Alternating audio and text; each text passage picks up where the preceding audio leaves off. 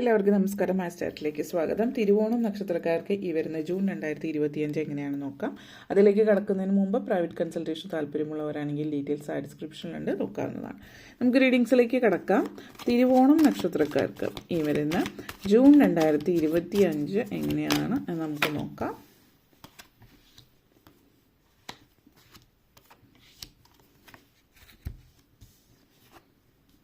Emperor energy, Knight of Wands, Lovers, Fool card, Four of Cups and Knight of Swords energy connections ആണ്.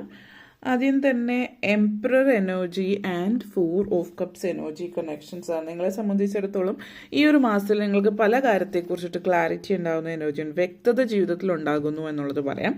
കാരണം നിങ്ങൾക്ക് അടുത്തിടയ്ക്കായിട്ട് ഒരു കാര്യത്തിനും ഒരു ജീവിതത്തിൽ ഒരു വ്യക്തത ഉണ്ടായിരുന്നില്ല. നിങ്ങൾക്ക് ജീവിതം എങ്ങനെയാണ് മുന്നോട്ടേക്ക് പോകുന്നത്, ഏത് വഴിയിലാണ് മുന്നോട്ടേക്ക് പോകുന്നത്, നിങ്ങൾ കുറച്ചൊരു നെഗറ്റീവ് ഫീലിംഗ്, അതായത് നിങ്ങളുടെ ജീവിതത്തിൽ ഒത്തിരി പ്രോബ്ലംസ് ഉണ്ടാവുക, സങ്കടങ്ങൾ ഉണ്ടാകുന്നുണ്ടാവുക. അപ്പോൾ നിങ്ങൾ എന്ത് ചെയ്യണം എന്നറിയില്ല, എന്താണ് മുന്നിൽ ഇനി അടുത്തതായിട്ടുള്ളത് എന്നുള്ളതിനൊരു വ്യക്തതയില്ല. ഒരു മൂടൽമഞ്ഞ് പോലെയാണ്, മുമ്പോട്ടേക്ക് പോകാൻ പറ്റാത്തൊരവസ്ഥ എന്നുള്ള രീതിയിലാണ്.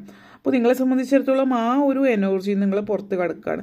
കാരണം അടുത്തിടയ്ക്ക് പലപ്പോഴായിട്ട് ഉറക്കമില്ലായ്മ, അങ്ങനത്തെ സ്ട്രെസ് കാര്യങ്ങളൊക്കെ നിങ്ങളുടെ ലൈഫിൽ ഉണ്ടായിട്ട് അതൊക്കെ അല്ലെങ്കിൽ അത് മാറി മുന്നോട്ടേക്ക് പോകുന്ന ഒരു സിറ്റുവേഷനാണ് നിങ്ങളെ സംബന്ധിച്ചിടത്തോളം സൂചിപ്പിക്കുന്നത്. അപ്പോൾ ജീവിതത്തിൽ ഒരു ക്ലാരിറ്റി ഉണ്ടാകുന്ന ഒരു എനർജിയാണ്, വ്യക്തത ജീവിതത്തിൽ ഉണ്ടാകുന്നു. അതേപോലെ തന്നെ ഒത്തിരി നല്ല നല്ല സൗഹൃദങ്ങൾ ജീവിതത്തിൽ ഈ ഒരു മാസം നിങ്ങൾക്ക് നല്ല സൗഹൃദങ്ങൾ ലഭിക്കുന്നുണ്ട്.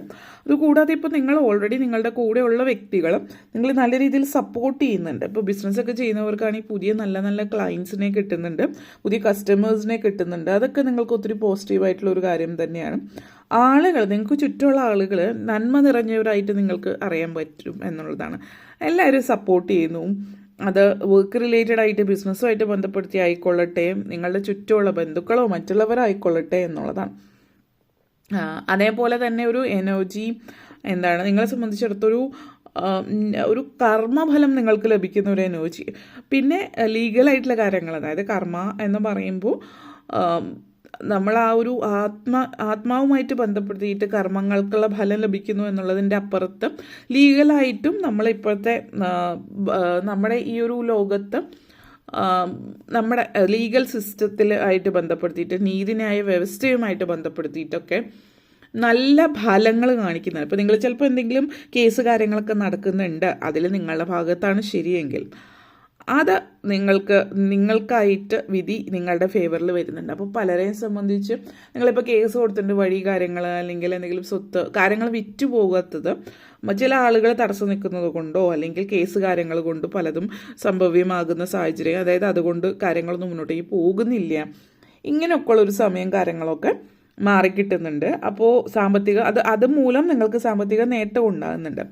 ഇവിടെ ചില ആളുകൾ ചില കാര്യങ്ങൾ നിങ്ങൾക്ക് എതിരായിട്ട് പ്രവർത്തിക്കുന്നു, അല്ലെങ്കിൽ നിങ്ങൾക്ക് കോമ്പറ്റീഷൻ എന്നുള്ള രീതിയിലല്ല, അതിൻ്റെ അപ്പുറത്തേക്ക് മനഃപൂർവ്വം നിങ്ങളെ ദ്രോഹിക്കാൻ വേണ്ടി ചെയ്യുന്ന കാര്യങ്ങളൊക്കെ, അങ്ങനെയുള്ള കാര്യങ്ങളൊക്കെ ഒഴിവായി കിട്ടുന്നു.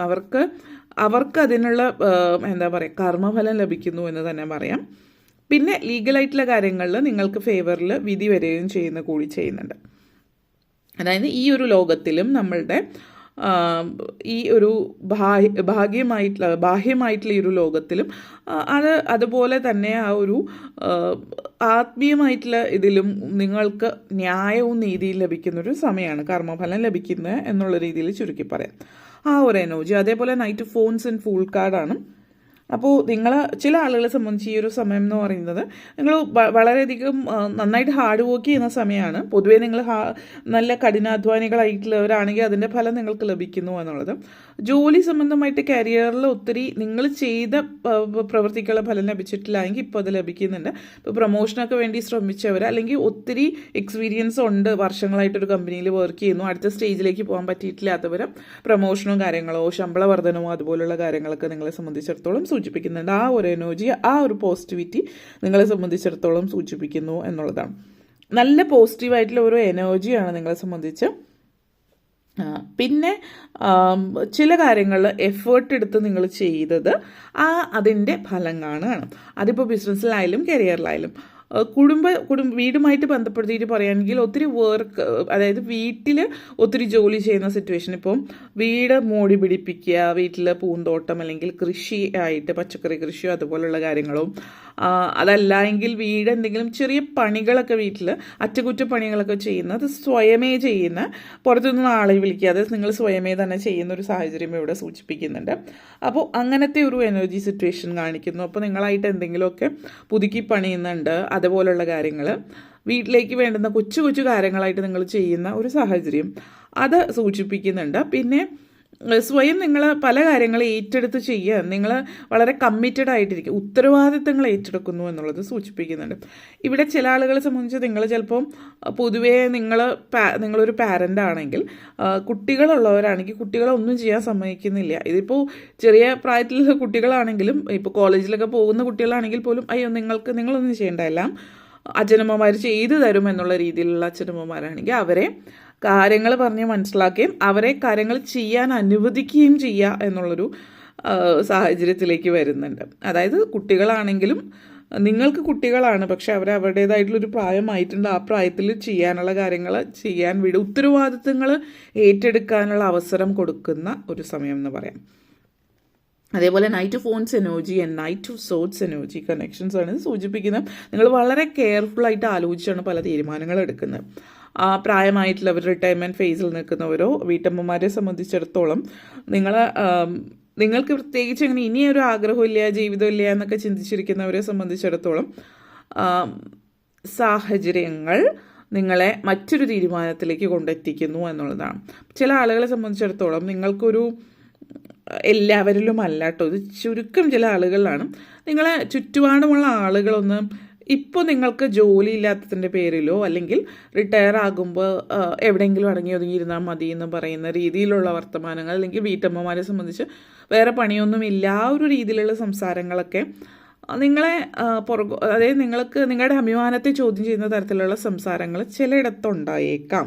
അപ്പം അതുമൂലം നിങ്ങൾ ആ ഒരു തീരുമാനത്തിലേക്ക് വരികയാണ്. ഇനി നിങ്ങൾ എന്ന് പറയുന്ന വ്യക്തി നിങ്ങളായിട്ട് സമ്പാദിച്ചത് ഉണ്ടാവും. ഇപ്പോൾ റിട്ടയർ ആയിട്ടുള്ളവരാണെങ്കിൽ അവർ വീടൊക്കെ അവരുടെ എല്ലാ കാര്യങ്ങളും അവർ തന്നെ സമ്പാദിച്ചു. അപ്പോൾ ഇതുവരെ മിണ്ടാതിരുന്ന ആളുകൾ സ്വയമായിട്ട് നിങ്ങൾക്ക് വേണ്ടിയിട്ട് നിങ്ങൾ തന്നെ നിലകൊള്ളുകയാണ്, മറ്റുള്ളവർ നിങ്ങൾക്ക് വേണ്ടി നിലകൊള്ളാതിരിക്കുമ്പോൾ. പിന്നെ പ്രത്യേകിച്ച് വീട്ടമ്മമാരെ സംബന്ധിച്ച് നിങ്ങൾ സ്വന്തമായിട്ടൊരു വരുമാന മാർഗം നിങ്ങൾക്ക് വേണ്ടിയിട്ടുണ്ടാകുന്നു.